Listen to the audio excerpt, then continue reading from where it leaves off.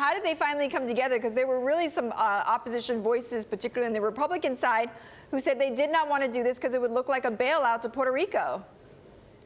Well, that's right. And actually, at this point, I think some conservative Republicans are still among the most skeptical of the bill. So we'll see, exactly who ends up going along with it once we start seeing votes on this. But this is now a revised version of a bill.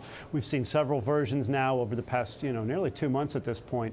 So it's been going on for a while. Yeah. They had to deal with both the skeptics from conservatives who are worried about the appearance of a bailout, but also a lot of Democrats who are worried about some of the provisions in the bill that either would slow down the restructuring process or maybe too tough on the Puerto Rican government and its ability to carry out its affairs and address its needs. And so this negotiation was ongoing. It appears to have gotten largely the way there, but I will note there might still be changes that all sides are going to be trying to fight over, both in committee and on the floor. So, I think it's a little premature to say this thing is done, but this is a breakthrough.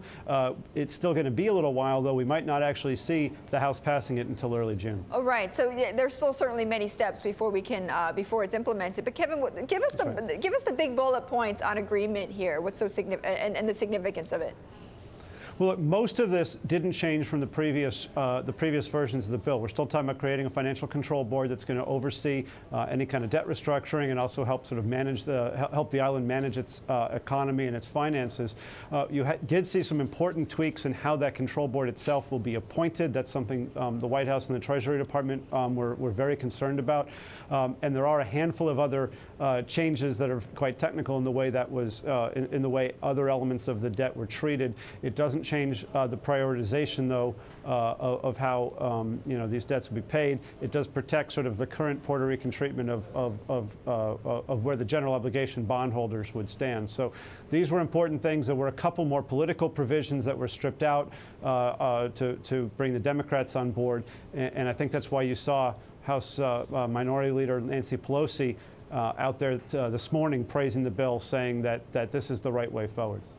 Kevin, there's a big payment due, a $2 billion payment on July the 1st. How does this change the payment or non-payment of that $2 billion? It's a good question. I don't think we know yet, but keep in mind we're still looking at maybe early June for passage in the House, and then it still has to go to the Senate, where people have been relatively quiet. We don't get the sense that many in the Senate really want to sort of get in the way of this, but in the Senate, it only takes one senator to slow things down. So it's really unclear whether we'll see action and a bill on the president's desk by early June, or whether it could slip till later in the month. Remember, if the Senate changes anything, then it has to go back to the House for approval. So we could be looking at something that starts to edge up pretty close to that July 1 date.